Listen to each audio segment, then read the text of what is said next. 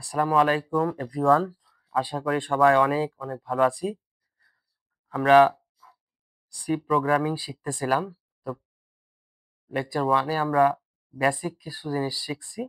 আমরা আজকেও আরো বেসিক জিনিসপাতিগুলো শিখব। তো প্রথমে আমরা ইউজার ইনপুট অর্থাৎ ইউজার যদি মনে করে যে আমি বাইরে থেকে ইনপুট নিতে চাই, তাহলে সে কিভাবে ইনপুট নেবে সেটা আমরা প্রথমে আজকে দেখি। তো তার জন্য যে ফাংশনটা লাগে সেটা হচ্ছে scanf। অর্থাৎ এটা হচ্ছে মূলত scanf ফাংশনটা ইউজারকে ইনপুট নেওয়ার সুযোগ করে দেয়।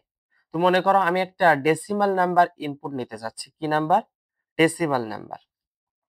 তাহলে আমরা কি করব? এই যে %d অর্থাৎ decimal number comma inverted comma close, এখানে কমা দেওয়াই লাগবে কারণ %d এটা দেওয়া দিলে অবশ্যই ইনভার্টেড কমার পর একটা কমা দিতে হবে। এবার যেহেতু তুমি স্ক্যান করতেছো, তোমার এমফাসাইজ মনে করো n ভেরিয়েবলের মধ্যে রাখবা। আচ্ছা, তাহলে এখানে এন্ড দিয়ে কি বোঝাচ্ছে? এন্ড দিয়ে বোঝাচ্ছে অ্যাড্রেস অফ অর্থাৎ n যখনই তুমি ডিক্লেয়ার করেছো, দেখো এই n কিন্তু উপরে এরকম ডিক্লেয়ার আছে ইন্ট n, অর্থাৎ n ইন্টিজার তুমি উপরে ডিক্লেয়ার করেছো। তো সাথে সাথে ইন্টিজার ডিক্লেয়ার করার সাথে সাথে সেখানে কয় বাইটের মেমোরি অ্যাড্রেস তৈরি করেছে বলো তো? 4 বাইটের। হুম 4 বাইটের একটা 4 বাইট মেমোরি অ্যাড্রেস তৈরি হয়েছে। সেই মেমোরি অ্যাড্রেসকে আমি এই যে এমফাসাইজ n দিয়ে বোঝাচ্ছি যে n যে ভেরিয়েবল, ওই ভেরিয়েবলের মেমোরি অ্যাড্রেসে তুমি ওই %d যেটা দিবে বাইরে থেকে ইউজার, সেটাকে রেখে দাও, ওই অ্যাড্রেসে রেখে দাও। এই জন্য এমফাসাইজ n দেওয়া হয়েছে, আর কিচ্ছু না। এখন গতকাল যা শিখছি আর আজকে যতটুকু শিখলাম, এইটুকু নিয়ে যদি আমরা একটা কোড লিখে ফেলি, তো আমি কোডের মেইন পার্টটুকু লিখবো। উপরের দিকে যে hashtag include stdio.h int main, এগুলো তো তোমরা জানোই, লাস্টে রিটার্ন 0। এগুলো আমি আর লিখছি না, আমি জাস্ট মেইন পার্টগুলা লেখার চেষ্টা করি। যে দেখো, মনে করো দুইটা ভেরিয়েবল নিচ্ছি, ইন্ট নাম নাম্বার 1 কমা নাম্বার 2, এই দুইটা নাম্বার। ওকে, দুইটা নাম্বারই আমি মনে করি ইউজার থেকে ইনপুট নিব। তাহলে কি করতে হবে? স্ক্যানএফ %d, তাই না? আবার %d, কারণ দুইটা, তারপরে কমা অ্যান্ড নাম1, একটা নাম1 এর অ্যাড্রেসে দিব, আবার কমা অ্যান্ড নাম2 এর অ্যাড্রেসে দিব। এই তো, এই দুইটা স্ক্যান করা হয়ে গেল। তারপরে তুমি চাইলে দুইটা সংখ্যার সাম লিখতে পারো। তো প্রিন্টএফ, মনে করো প্রিন্টএফ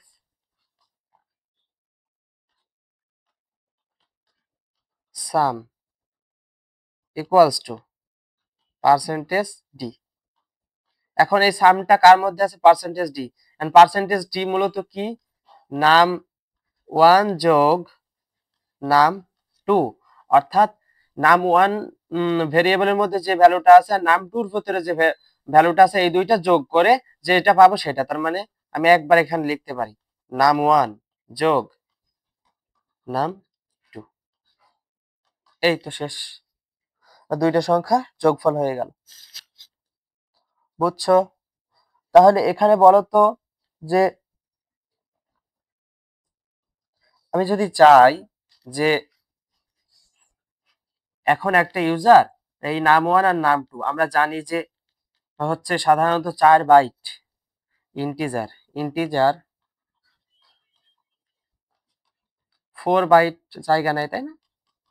4 বাইট যেহেতু জায়গা নেয়, তো একজন দুইটা ইনপুট, এই নাম 1 আর নাম 2 অনেক বড় বড় দিল, হ্যাঁ, অনেক লার্জ একটা নাম্বার দিয়েছে। এখন দুইটা লার্জ নাম্বার যখন এক জায়গায় করা হবে, তখন আরো বড় মনে করো লার্জ হইল। তো চাইলে তখন কিন্তু দুইটা ইন্টিজার ভ্যালু যোগ করে অনেক বড় যদি চলে আসে, তখন আমরা ইউজ করতে পারি লং ইন্ট, মনে করো নাম 3। হ্যাঁ, এই নাম 3 এর মধ্যে এবার তুমি num1 যোগ num2 রাখতে পারো। অর্থাৎ লং ইন্ট, তো এটা যখন প্রিন্ট করবা তখন আবার %d দিলে হবে না, %ld দিতে হবে, লং ডেসিমাল। তো এখন দেখো লং ইন্ট দেওয়াতে num3 জায়গা আর 4 বাইট নেই। num3 যে মেমোরি অ্যাড্রেস এটা হচ্ছে 4 বাইট হচ্ছে num1 আর num2 তে মনে করো। আর num3 যেটা সেটা যেহেতু লং ইন্ট দিয়েছি মেমোরিতে সেখানে 8 বাইট জায়গা নিবে, বুঝছো? 8 বাইট জায়গা নিবে। তো লং ইন্ট ইউজ করে আমরা যখন দুইটা অনেক হচ্ছে বড় বড়, যেমন 10⁸ বা 10⁷, 10⁷, 10⁸, এইরকম যখন এই লেভেলের দুইটা ভ্যালু যখন যোগ করে আমরা স্টোর করা লাগবে, সেই ক্ষেত্রে যদি আমরা ডিরেক্ট num1 যোগ num2 num3 এর মধ্যে দিই এবং num3 টাও যদি ইন্টিজার হয়ে যায়, তখন ক্ষেত্রে দেখা যাবে যে ওভারফ্লো হয়ে যাচ্ছে, অর্থাৎ num3 এর মধ্যে রাখতে পারতেছে না সব কয়টা ডিজিট। যখন রাখতে না পারে তখন সেটাকে বলা হয় ওভারফ্লো। অর্থাৎ যতটুকু জায়গা আছে মেমোরি অ্যাড্রেসে ঠিক সে কয়টা ডিজিটের বেশি হয়ে গেলে সেটা ওভারফ্লো হয়ে যায়, তখন আমাদের অ্যান্সার ভুলভাল দেখাবে। তো এই জন্য যখন আমরা অনেক বড় দুইটা সংখ্যা যোগ করার চেষ্টা করব, সেই ক্ষেত্রে আমরা কি করতে পারি যে লং ইন্টিজার নিয়ে তার মধ্যে দুইটা যোগফল রেখে দিতে পারি, বুঝছো?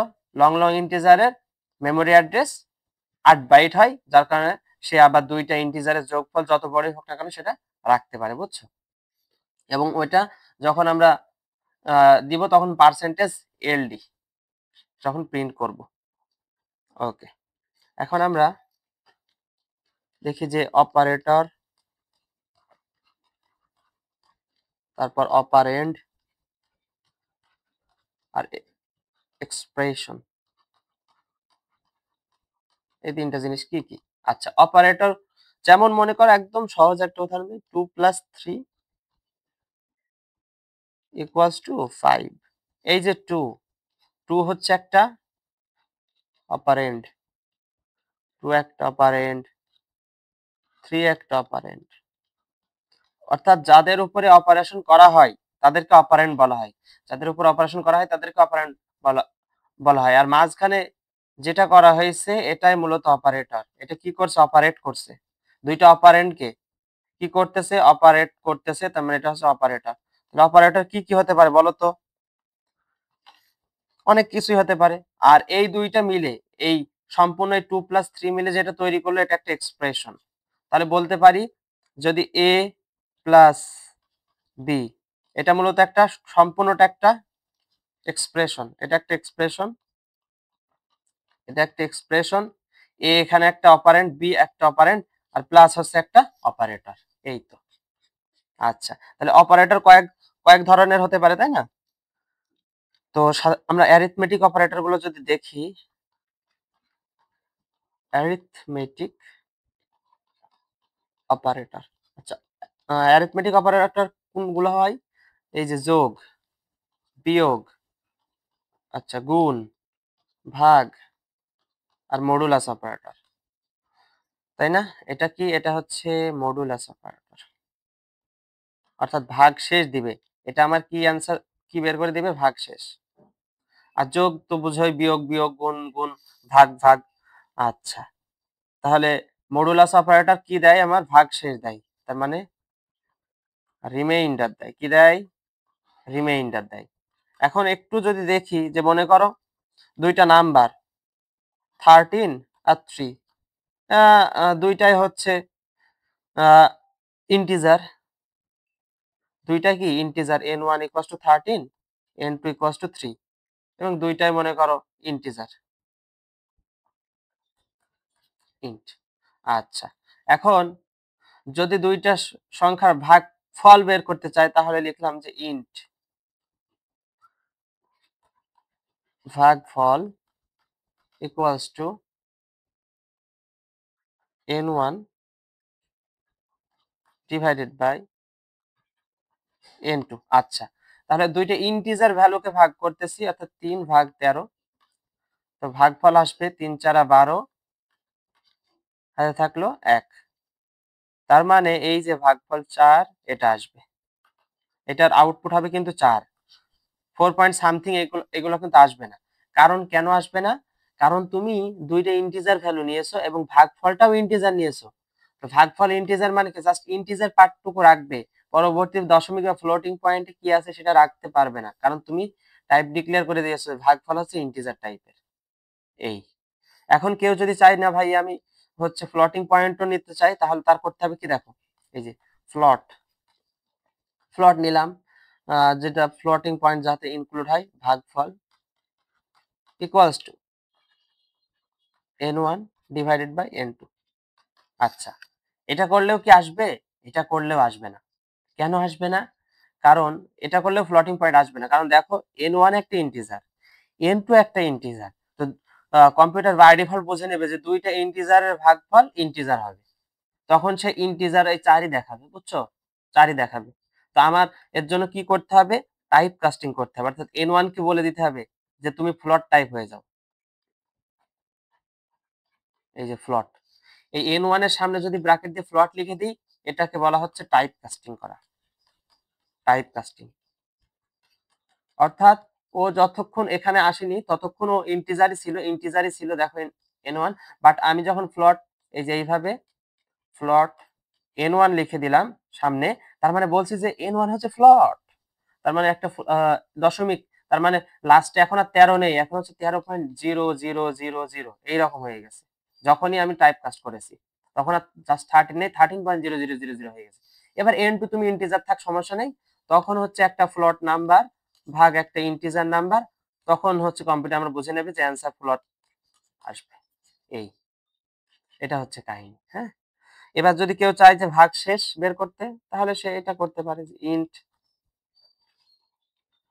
ভাগ শেষ সমান সমান, তখন n1 modulus operator n1 percentage n2। এই তাহলে দেখো n1 পার্সেন্টেজ n2 মানে কি আসলে 3/13, তার মানে 3×4 = 12, ভাগশেষ হচ্ছে 1, তার মানে এটার অ্যান্সার আসবে 1। কি আসবে? 1। এখন একজন যদি এটা দেয় যে n2 পার্সেন্টেজ n1, তাহলে তার কি হবে? অবশ্যই হবে। তাহলে তার ক্ষেত্রে কেসটা এরকম 13/3, তাহলে 13 শূন্যই 0 ভাগশেষ 3, তার মানে এটার তখন উত্তর আসবে 3। এটার কি উত্তর আসবে? 3। আবার কেউ যদি মনে করে এরকম দেয় 15, যে মনে করো হচ্ছে 3 দিয়ে ভাগ দিলাম, তাহলে আবার সেম 15 শূন্যই 0 এই 3। বোঝা গেছে? তার মানে যখন ওই সংখ্যা থেকে বড় কোনো সংখ্যা দিয়ে ভাগ দেওয়া হয় তখন ভাগশেষটা ওই সংখ্যায় হয়। এই যে 3, 3ই ফিরে আসতেছে, 3ই ফিরে আসতেছে। আর যদি সমান সমান দেওয়া হয়, যেমন 4/4, 4 একে 4, 0, মানে সমান সমানে ভাগ করলে ভাগশেষ 0।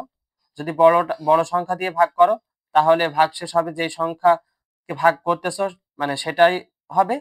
আর যদি ছোট সংখ্যা দিয়ে করো, তাহলে তো ভাগ করে দেখতে হবে যে ভাগশেষ কি আসছে, সেটাই অ্যান্সার আসবে। এই হচ্ছে ভাগশেষ।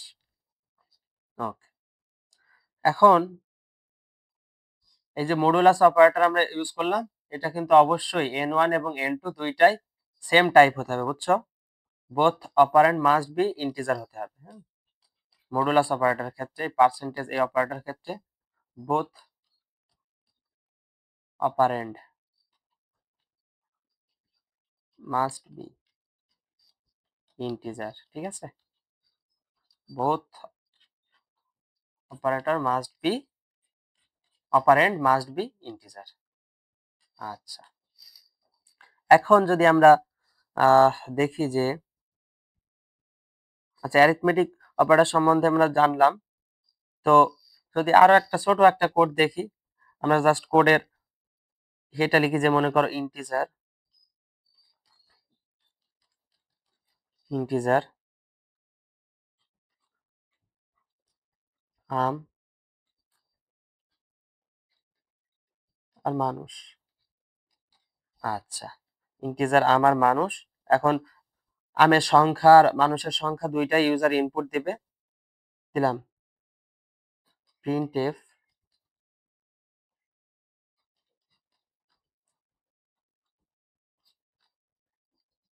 আমের সংখ্যা দাও, আমের সংখ্যা দাও।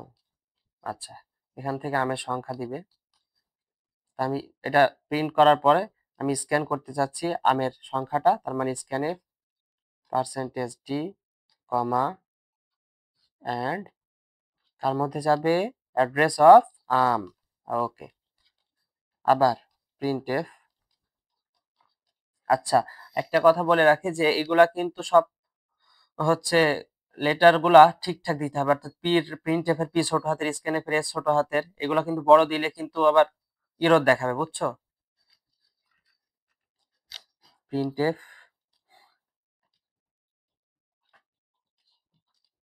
মানুষের সংখ্যা দাও। আচ্ছা, scanf percentage d comma and মানুষ। আচ্ছা, তাহলে মানুষের সংখ্যা পাইলাম, আবার আমের সংখ্যাও পাইলাম। তাহলে জন প্রতি কয়টা আম হবে? আম যেহেতু দশমিকে হতে পারে না, তাহলে ইন্ট নিতে হবে, কারণ আম তো আর দশমিক নাম্বার হতে পারে না, আম তো একটা একটা সিঙ্গেল ডাবল অর্থাৎ পিওর ইন্টিজার হতে হবে, তাই না? তাহলে ইন্ট জন প্রতি কয়টা করে আম পাবে? আমকে মানুষ দিয়ে ভাগ দিয়ে দাও, আম ভাগ মানুষ, এই তো জন প্রতি পেয়ে গেলাম। এবার প্রিন্ট করে দেখলাম যে প্রিন্টএফ পার পারসন কয়টা করে পাবা, সেটা আছে পার্সেন্টেজ ডি এর মধ্যে, তাই না? তো পার্সেন্টেজ ডি আবার কোনটা? এই ডেসিমাল ভ্যালুটা জন প্রতি দেখতে চাচ্ছ তুমি, জন প্রতি। এই জন প্রতির মধ্যে আমের মানে জন প্রতি অর্থাৎ কয়টা করে পাবা সেটা আউটপুটে দেখে। এই, ঠিক আছে, এই হচ্ছে কোড। সহজ, অনেক সহজ। আচ্ছা, তাহলে পার পার্সন মনে করো তুমি এবার আউটপুটটা কেমন দেখতে চাচ্ছ? প্রথমে লেখা আসবে যে আমের সংখ্যা দাও, মনে করো আমের সংখ্যা আমি দিলাম 23। তারপরে আসছে মানুষের সংখ্যা দাও, আমি দিলাম মনে করো 5টা মানুষ। তাহলে 23/5, তখন লেখা আসবে যে সাথে সাথে যে পার পার্সন সমান সমান 5/23, ইন্টিজারে কত আসে? 4×5=20, তার মানে 4, পার পার্সন 4টা করে পাবা। এই তো। এখানে আমি কোলন দিয়েছি, তার মানে এটাও কোলন হবে। এই, বোঝা গেছে?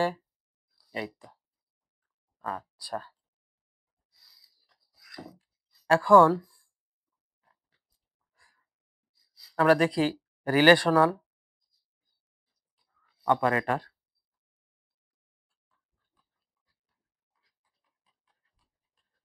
Relational operator. আচ্ছা, রিলেশনাল অপারেটর কোনগুলো?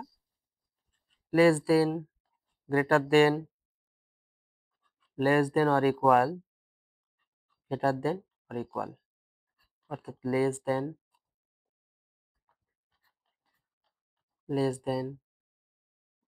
তারপর এটা হচ্ছে গ্রেটার দেন, এটা less than or equal, less than ছোট এবং অথবা সমান, তাই না? লেস দেন অর ইকুয়াল, এটা মনে করো greater than or equal, greater than or equal. আচ্ছা, তারপরে যদি এটা থাকে, এটা হচ্ছে ইকুয়াল টু, দুইটাই সমান, দুই পাশে দুইটা কন্ডিশনই যখন সমান হবে, ইকুয়াল টু। আর এইটা হচ্ছে নট ইকুয়াল টু। এগুলো অনেক অনেক কাজে লাগবে, বুঝছো? পুরো প্রোগ্রামিং এ এইগুলা হচ্ছে ইউজ করবা তোমরা। আচ্ছা,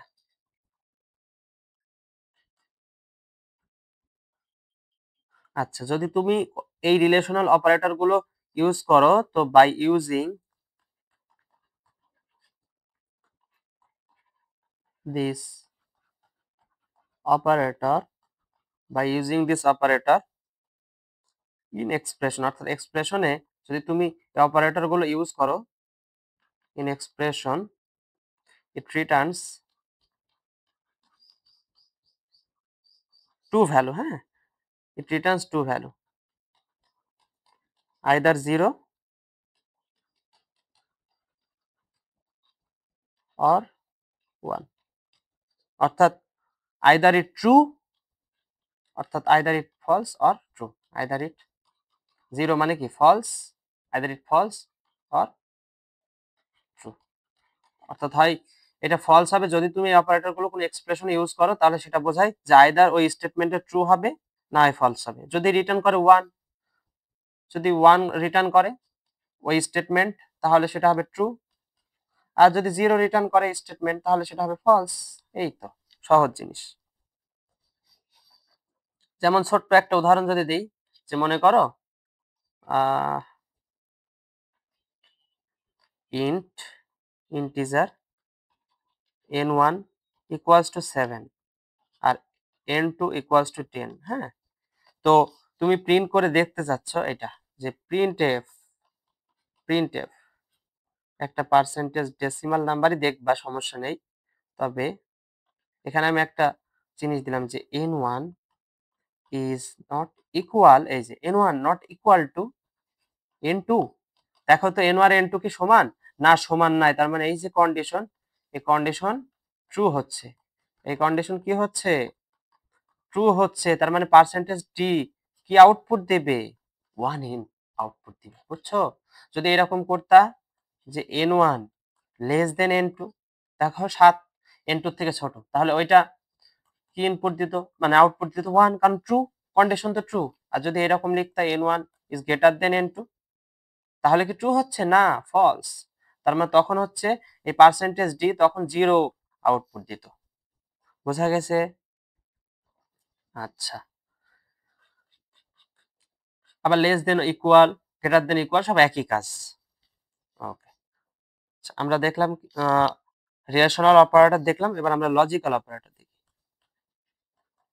লজিক্যাল অপারেটর, আচ্ছা, লজিক্যাল অপারেটর, এখন লজিক্যাল অপারেটর কি কি আছে, এন্ড, অর, আর নট, এই এন্ড, অর, আর একটা হচ্ছে নট, তাহলে এটা হচ্ছে লজিক্যাল এন্ড, এটা কি লজিক্যাল, লজিক্যাল এন্ড, এটা হচ্ছে লজিক্যাল অর, এটা হচ্ছে লজিক্যাল নট। আচ্ছা, তাহলে লজিক্যাল এন্ড অপারেটর সাধারণত দুইটা স্টেটমেন্টের উপরে কাজ করে, অর্থাৎ দুইটা স্টেটমেন্ট দিব, ওই দুইটা যদি ট্রু হয় ফলস হয় তাহলে কি রকম, অর্থাৎ এইগুলো বাইনারি ডিজিট নিয়ে কাজ করে না, এই এন্ড এগুলো দুইটা বাইনারি নাম্বারের উপরে অ্যাপ্লাই হবে না, দুইটা কি বলবো, দুইটা স্টেটমেন্ট, মনে করো একটা স্টেটমেন্ট এইরকম, যে উপরেরটাই খেয়াল করো, যে n1 সমান ছিল 7 আর n2 সমান ছিল 10, তাহলে যদি বলি যে if n1 less than n2 and and and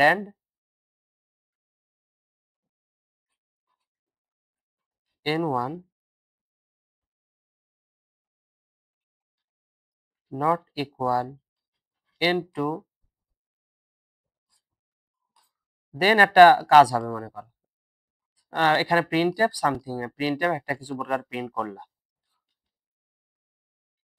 আচ্ছা, তাহলে এই দেখো তো n1 লেস দেন n2, অর্থাৎ এই একটা এক্সপ্রেশন বা আর এই একটা এক্সপ্রেশন, এই দুইটা এক্সপ্রেশন, এ দেখো লজিক্যাল এন্ড, তো লজিক্যাল এন্ড মানে কি, এন্ড কখন হয়, যখন দুইটা স্টেটমেন্ট বা এক্সপ্রেশন সত্য হয় তখনই লজিক্যাল এন্ড কাজ করে, অর্থাৎ এই যে ইফ মানে ইফ এর ভিতরে যেটা লিখলাম একটা কন্ডিশন, এই কন্ডিশন তখনই স্যাটিসফাই হবে যখন এইটাও ফিল আপ হবে, এইটাও ফিল আপ হবে, অর্থাৎ এই কন্ডিশনও স্যাটিসফাই হবে, এই কন্ডিশনও স্যাটিসফাই হবে, দুইটাই যখন ট্রু হবে তখন এই ভ্যালুটা ট্রু হবে, বুঝছো? কারণ এন্ড এর যে আমরা ট্রুথ টেবিল যদি দেখি, যে এ বি আর A and B, A and B, তাহলে এইটা মনে করো 1 1 0 0 1 0 1 0, তাহলে দুইটাই যদি ট্রু হয় 1 আর 1 তাহলে 1 1 আর 0 0 0 আর 1 0 0 0 0।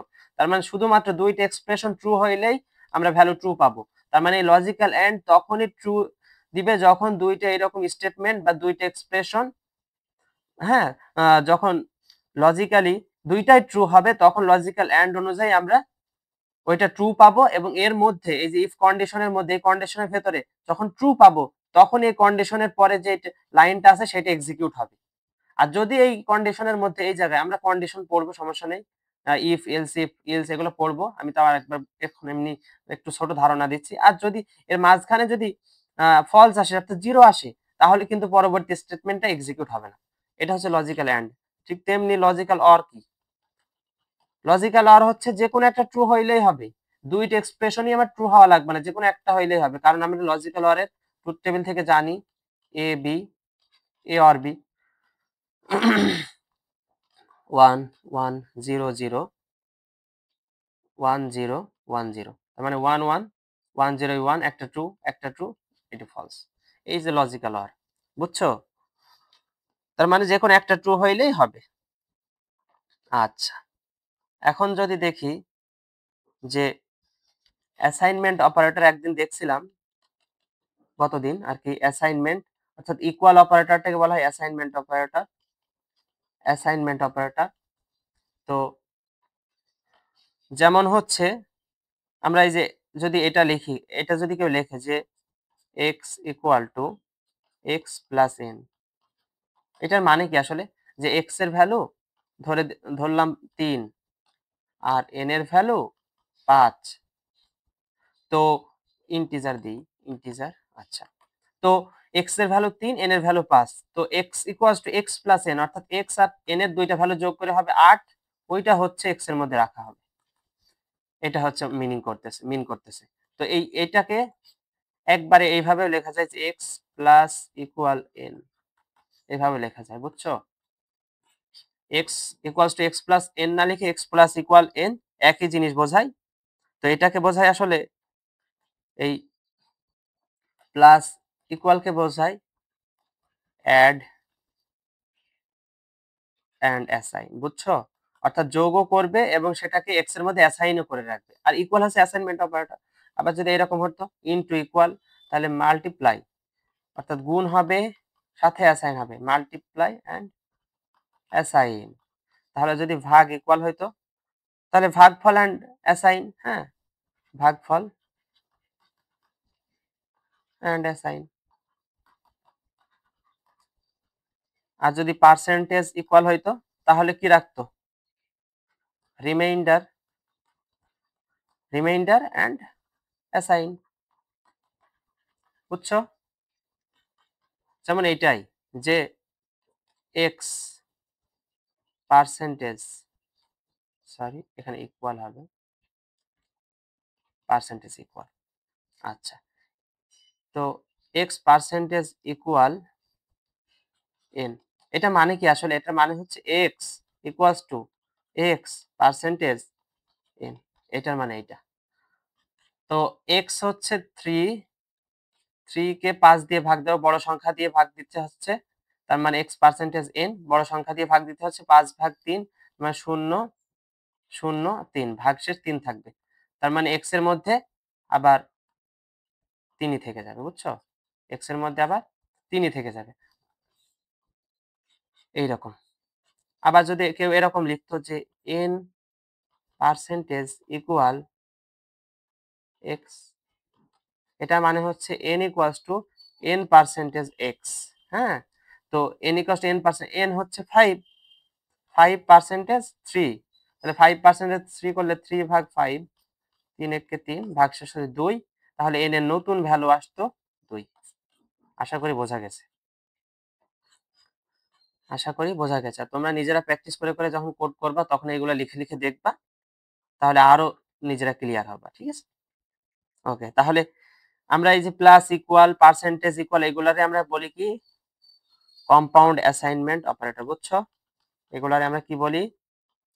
কম্পাউন্ড অ্যাসাইনমেন্ট অপারেটর, এগুলোকে কম্পাউন্ড অ্যাসাইনমেন্ট অপারেটর বলা হয়, ঠিক আছে? ওকে, এখন যদি আমরা দেখি যে বিট ওয়াইজ অপারেটরটা কি জিনিস সেটা নিয়ে আমরা একটু কাজ করি। হ্যাঁ, বিট ওয়াইজ অপারেটর, এটা আমাদের লাস্ট টপিক আজকের, বিট ওয়াইজ অপারেটর। আচ্ছা, বিট ওয়াইজ অপারেটর যদি দেখি, এখন দেখো এগুলো কয়েক ধরনের হয়, যেমন বিট ওয়াইজ অ্যান্ড, সরি,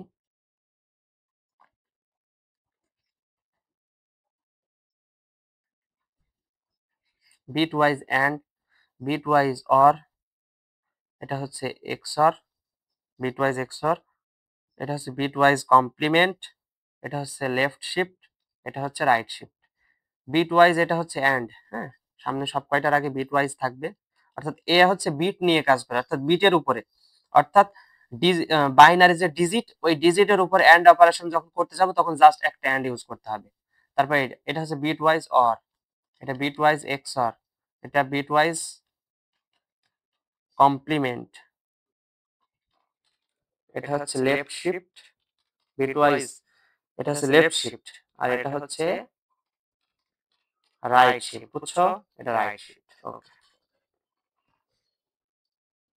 এখন দেখো যে এন্ড আর অর তো দেখছি তাই না, এক্সরটা একটু দেখি, যে এক্সর যদি এ হয় আর বি হয় এবং এ এক্সর বি, তাহলে মনে করো ট্রু ট্রু, আচ্ছা ট্রু টু না দিই, আমরা জাস্ট 1 0 দিই, তাহলে সুবিধা হয় 1 1 0 0 1 0 1 0।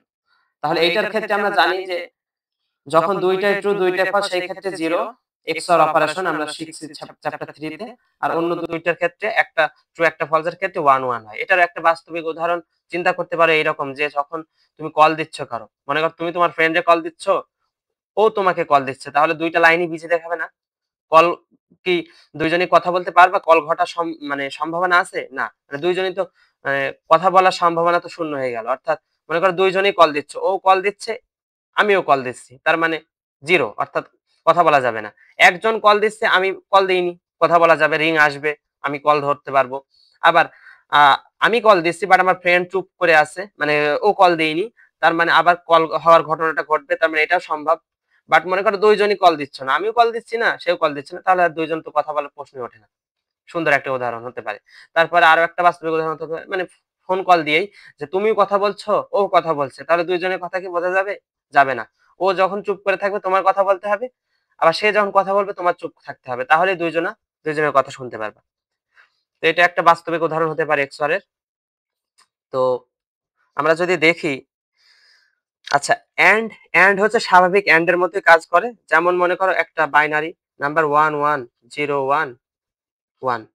আচ্ছা, এটার নাম, এটা কত, এটা যদি ডেসিমাল ভ্যালু বলি, ডেসিমাল ভ্যালু হচ্ছে 1 2 আর 1 3, 8 আর 3 11, 1 2 আর 1 3, 8 আর 3 11, 11 আর 16, 16 আর 10 26 আর 27। আচ্ছা 27। আবার 0 0 1 0 1, এটা কত হবে? এটা হবে 1 4 আর 1 5, তাহলে 27 আর 5। দুইটা মনে করো এখন দুইটার মধ্যে এন্ড অপারেশন করব, অর্থাৎ তুমি ইন্টিজার, এইরকম একটা ঘটনা হয়েছে, integer n1 equals, sorry n1 equals two নিয়েছো 27, আবার ইন্টিজার n2 ইকুয়ালস টু নিয়েছো 5। এবার প্রিন্ট করতে চাচ্ছ printf percentage d comma n1 and n2, এটা প্রিন্ট করতে চাচ্ছ, দুইটার এন্ড অপারেশন। তাহলে দেখো তো 1 আর 1 এন্ড অপারেশনে কি হয়? 1 হয়, 1 আর 0 0 হয়, 0 আর 1 0 হয়, 1 আর 0 0 হয়, 1 আর 0 0 হয়। এন্ড অপারেশন শিখলাম যে দুইটাই যখন ট্রু সেই ক্ষেত্রে ট্রু, আর একটা ট্রু একটা ফলস, একটা ফলস একটা ট্রু, একটা ট্রু একটা ফলস, একটা ট্রু একটা ফলস, সব কয়টাই ফলস, তার মানে এটা 1। তার মানে 27 আর 5 এর যদি এন্ড অপারেশন করো, এটা আউটপুট দিবে হচ্ছে 1। ঠিক আছে না? এই তো।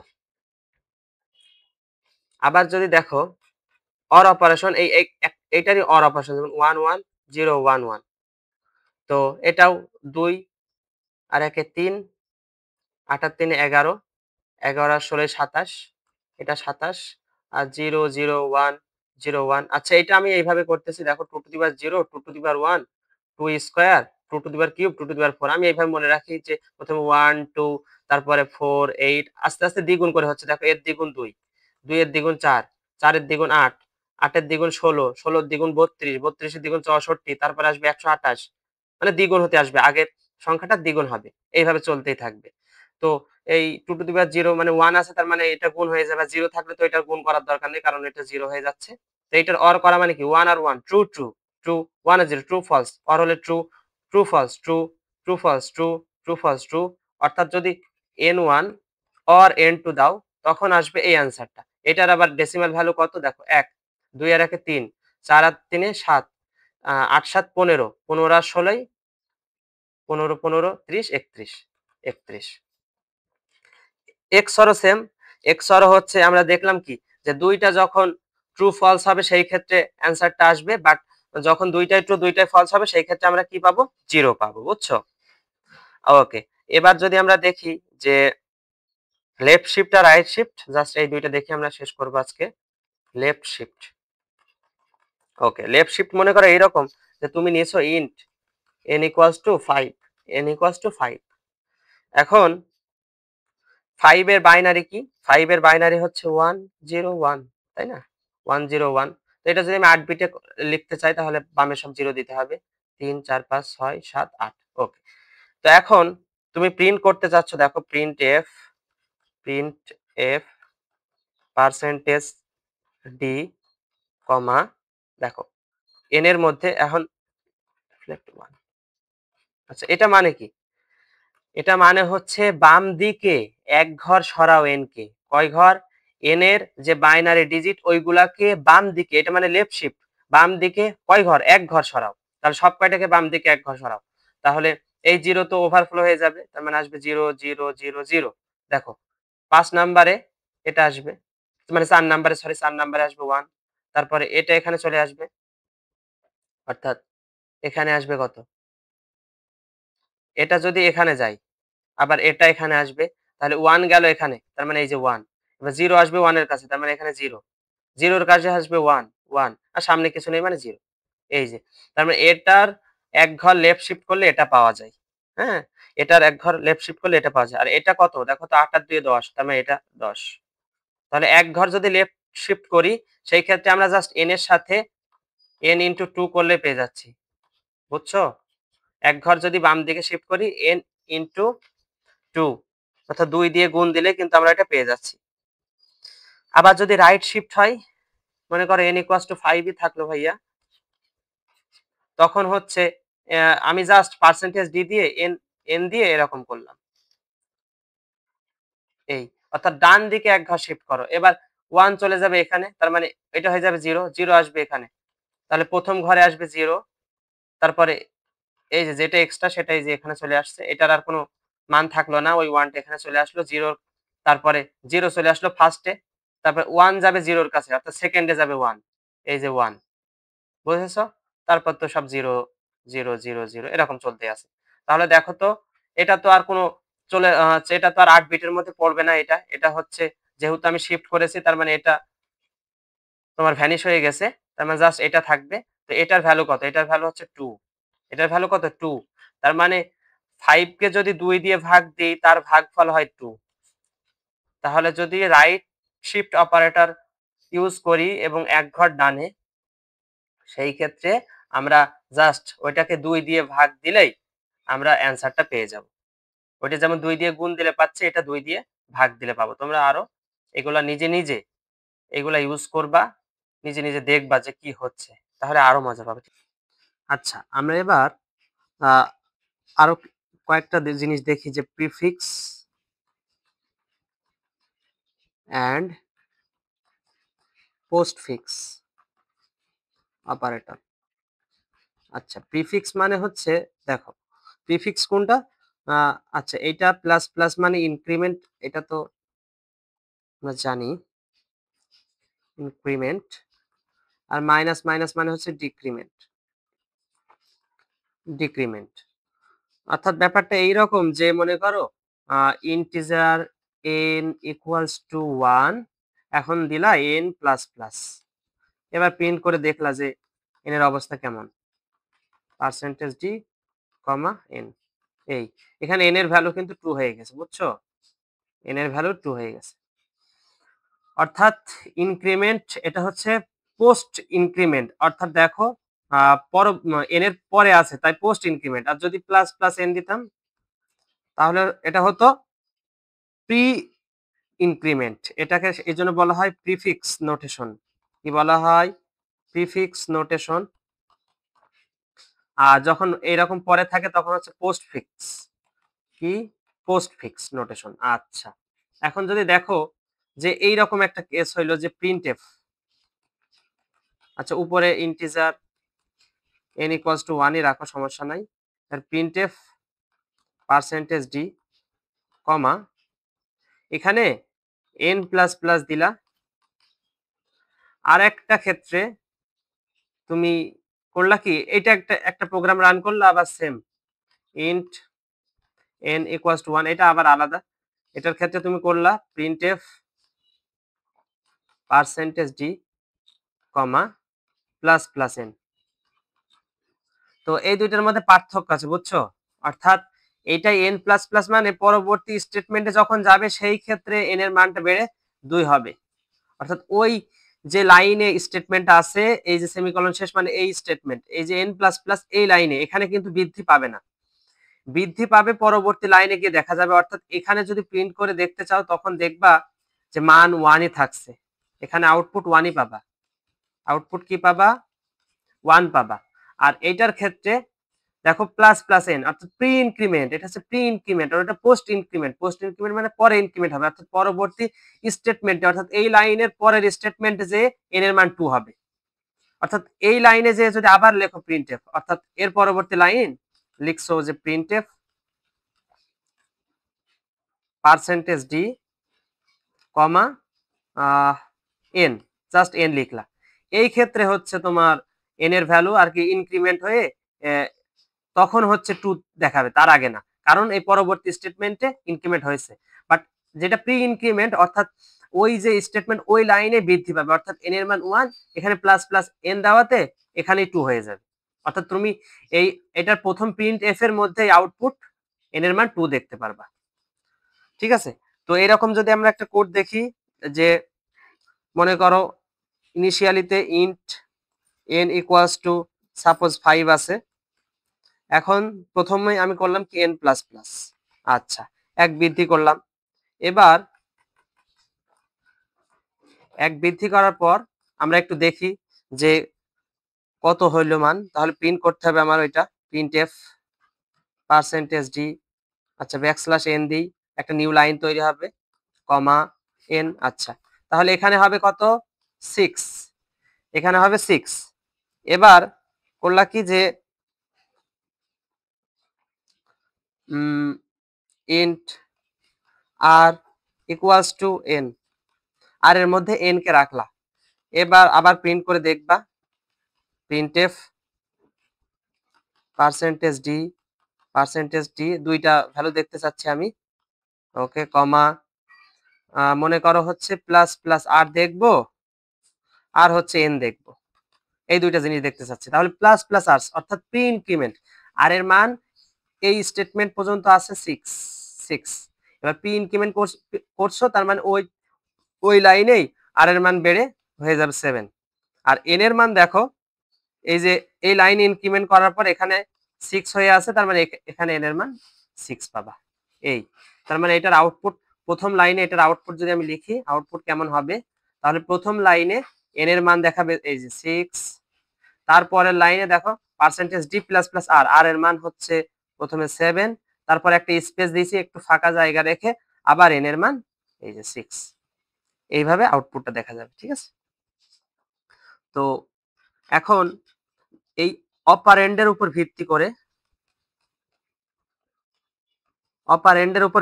আমরা বলতে পারি যে কয় ধরনের অপারেটর আছে, অর্থাৎ 3 ধরনের। কয় ধরনের? 3 ধরনের। বাইনারি অপারেটর, ইউনারি অপারেটর আর টার্নারি। আচ্ছা প্রথমে ইউনারি লিখি আমরা, ইউনারি, তারপর হচ্ছে বাইনারি, একটা হচ্ছে টার্নারি। আচ্ছা এখন ইউনারি অপারেটর মানে একটা অপারেন্ডের উপর কাজ করবে, সিঙ্গেল অপারেন্ড। সিঙ্গেল অপারেন্ডের উপর কাজ করে কোনগুলা? ইউনারি, একটু আগে দেখলাম না, প্লাস প্লাস, মাইনাস মাইনাস, এগুলো কিন্তু সিঙ্গেল অপারেন্ডের উপর কাজ করতে পারে। তারপরে মনে করো নট, তারপর ইউনারি মাইনাস, এটারে বলা হয় ইউনারি মাইনাস। এটা কি বলে? এটা বলে ইউনারি মাইনাস। এইগুলো হচ্ছে ইউনারি অপারেটর, অর্থাৎ একটা অপারেন্ডের উপর কাজ করে।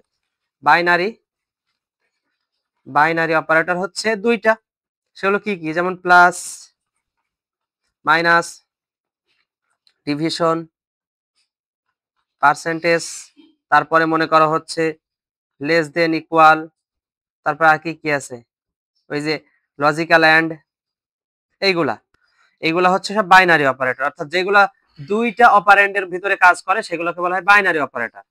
আর একটা আছে টার্নারি, যেটা হচ্ছে এইটা, অর্থাৎ এইটা তিনটা অপারেটর নিয়ে কাজ করতে পারে। হ্যাঁ, এটাকে বলা হয় কন্ডিশনাল অপারেটরও বলা হয় কন্ডিশনাল অপারেটর। এটা অনেকটা এইরকম যে এই কোশ্চেন মার্কের আগে একটা জাস্ট স্টেটমেন্ট থাকবে, হয় ট্রু আর ফলস এর একটা স্টেটমেন্ট জাস্ট। তো ওই স্টেটমেন্টটা যদি ট্রু হয় তাহলে কোশ্চেন মার্কের পরে আমি যে ডিসিশন নেব সেটা হবে, আর যদি এই স্টেটমেন্টটা ফলস হয় তাহলে কোলনের পরে যে ডিসিশন নেব সেটা হবে। বুঝতে পারছো? অর্থাৎ এখানে একটা স্টেটমেন্ট থাকবে, এই স্টেটমেন্টটা ট্রু নাকি ফলস। যদি ট্রু হয় স্টেটমেন্টে মনে করো just true, if true then এই এখানে যে স্টেটমেন্টটা থাকবে সেটা এক্সিকিউট হবে, এক্সিকিউট ইট।